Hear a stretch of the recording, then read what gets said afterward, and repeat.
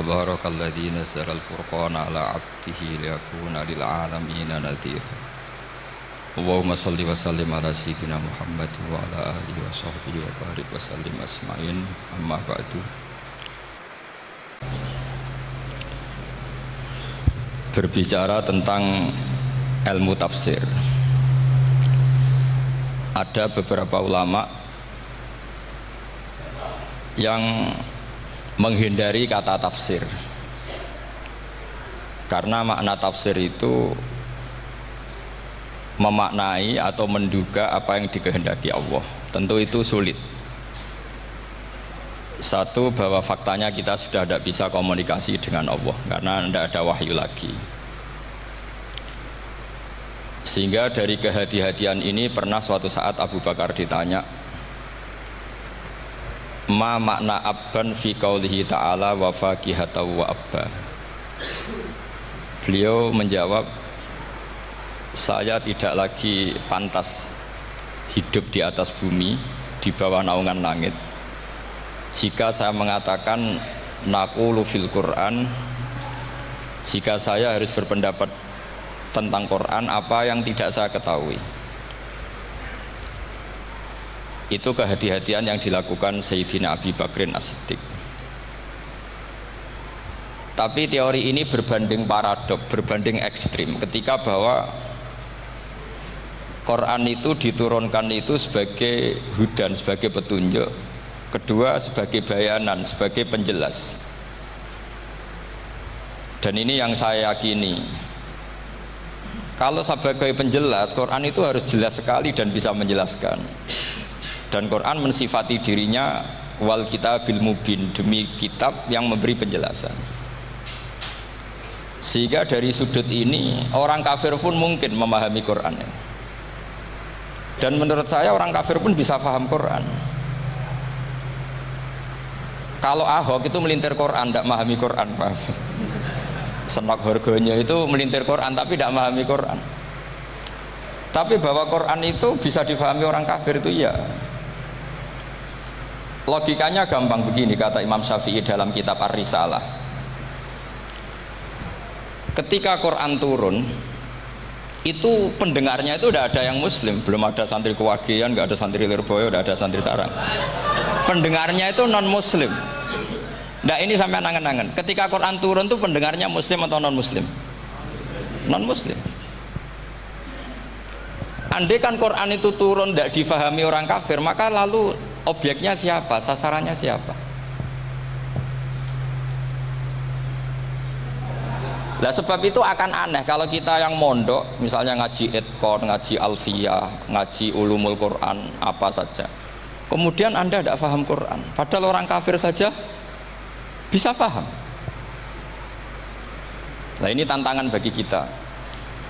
Sing kafir wis paham Quran, masa kita santri tidak paham Quran. Makanya begini, di antara awal-awal periode Makkiyah ada surat disebut Qul ya ayyuhal kafirun. Katakan Muhammad ya ayyuhal kafirun. Karena mukhatabnya atau lawan dialeknya Nabi adalah orang-orang apa? Kafir. Mereka paham ketika dijelaskan Quran, paham.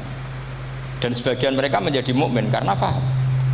Itu termasuk isi makalah yang saya utarakan di sini. Mereka tanya, ya Muhammad, siflana robbak amin dahabin amin nuhasin amin hajarin. Karena orang kafir jahiliyah itu punya tren yang namanya Tuhan itu fisik. Mereka punya Lata, punya Uzza, punya Hubal. Sehingga kalau Tuhan-Tuhan kita ini dari batu, Muhammad, katanya Anda punya Tuhan yang berbeda. Lalu Tuhan Anda ini dari emas atau dari perak. Turunlah ayat Qul huwallahu ahad Allahus samad. Lagi-lagi mukhatabnya adalah orang kafir. Makanya ini juga akhirnya jadi ilmu madhab, ilmu tentang firqah-firqah dalam Islam, bahwa kesalahan terbesar orang Khawarij sebagaimana yang dikutip Imam Bukhari, nanti saya cari di juz 4 atau di juz 3, pokoknya di bab Babu Qitalil Khawarij, karena Imam Bukhari punya adat diulang-ulang. Kata Ibnu Umar yang dikutip Imam Bukhari, innahum intolaku ila ayatin nazalat fil kufar faja'aluha alal mu'minin. Orang-orang khawarij atau kalau sekarang orang-orang radikalisme itu meneliti Quran, kemudian ketika ada kriteria manusia-manusia tertentu itu dianggap itu kenanya orang Islam, korbannya orang Islam. Padahal awal mula ayat ini turun untuk orang kafir atau kritikan pada orang kafir. Ini cilaka betul. Karena logikanya seperti yang dikatakan Imam Syafi'i, ketika Quran turun ini nggak ada orang Islam, yang ada orang kafir. Sehingga mukhatabnya adalah orang kafir.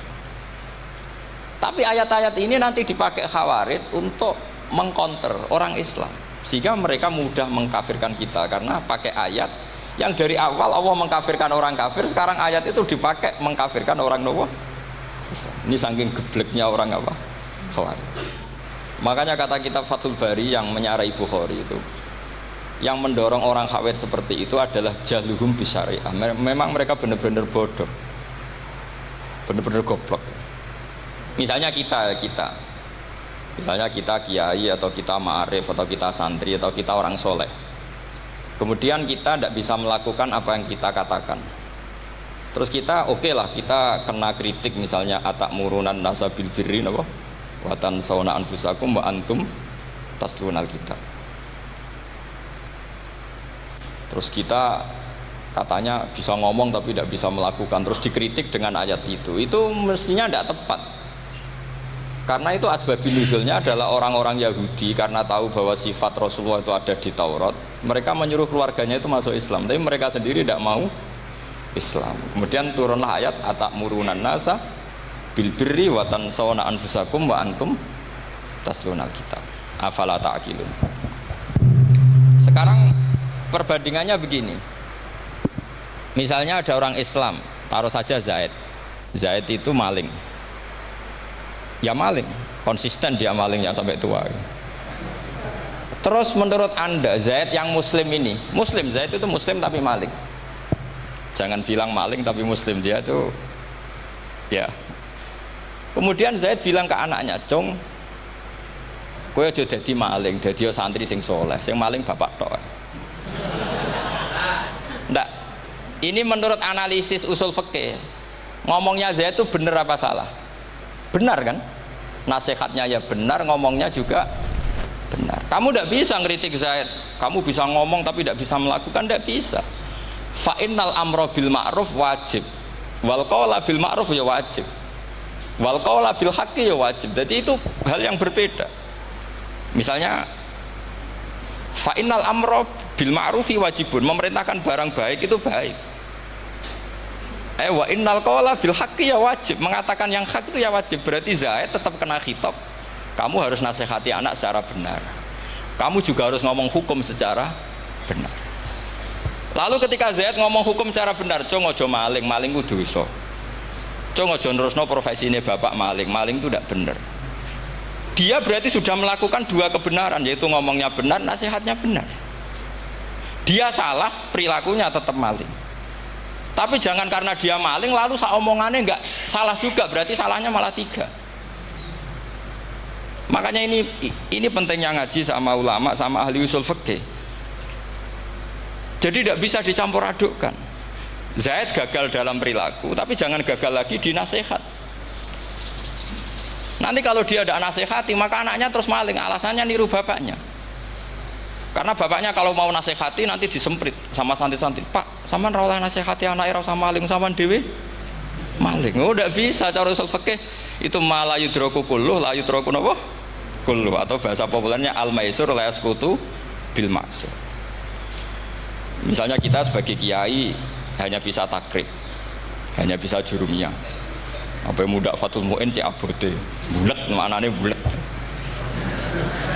Kamu tidak boleh ngomong gini, "Cung, kowe sebagai muridku kudu nurut aku. Nak gurumu goblok tok takrib, kowe tok takrib wae. Gak oleh ngelangkai guru, gak sopan gitu misalnya gitu." Gak boleh gitu. Tetap kita ngomong, "Cung, kowe aja koyok aku. Kowe kudu alim Fathul Mu'in, alim Fathul Wahhab." Sama tidak bisa protes, Pak Guru sendiri tidak bisa, tidak bisa.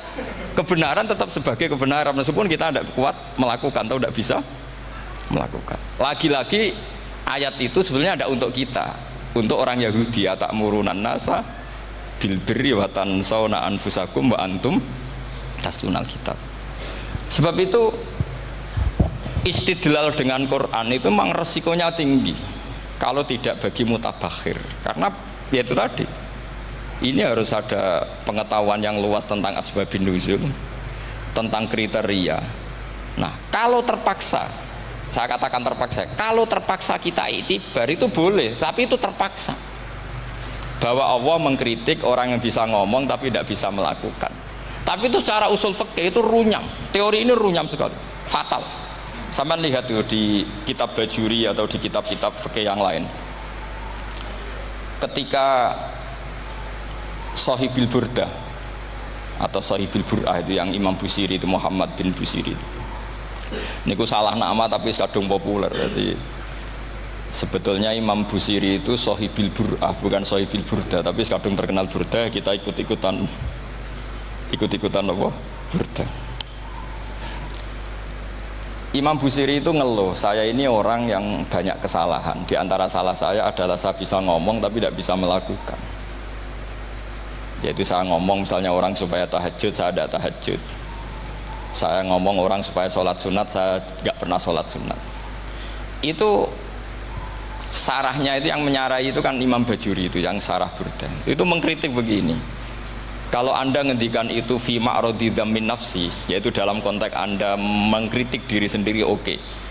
Tapi omongan Anda salah. Karena secara usul fikih fatal. Fatalnya begini. Misalnya saya nggak pernah tahajud. Ya mungkin itu nyata. Oke, mungkin itu nyata. Apakah kemudian saya tidak boleh mengatakan at-tahajjudu sunnatun?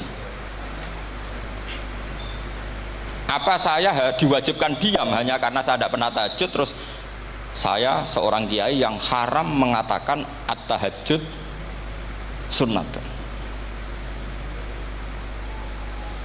Saya harus tetap mengatakan kalau tahajud itu sunnah. Saya kalau punya santri tetap saya bilang, "Cung, napas nganggur yuk tahajud. Tahajud itu sunat." Karena mengatakan kebaikan pasti bagian dari kebaikan itu sendiri.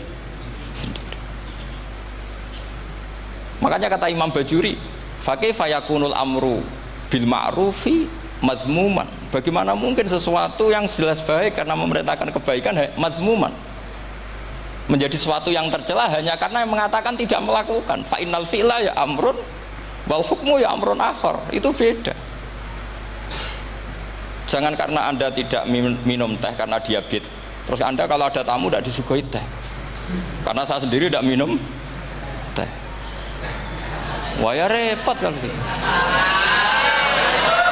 Nah itu lagi-lagi tadi orang Khawarij salah ketika mengartikan ayat yang harusnya objek kritiknya itu orang kafir, kemudian karena Quran lama sekali dibaca orang Islam sampai orang itu lupa kalau Quran awalnya turun diantaranya adalah membenahi akidahnya orang kafir, sehingga korbannya orang Islam.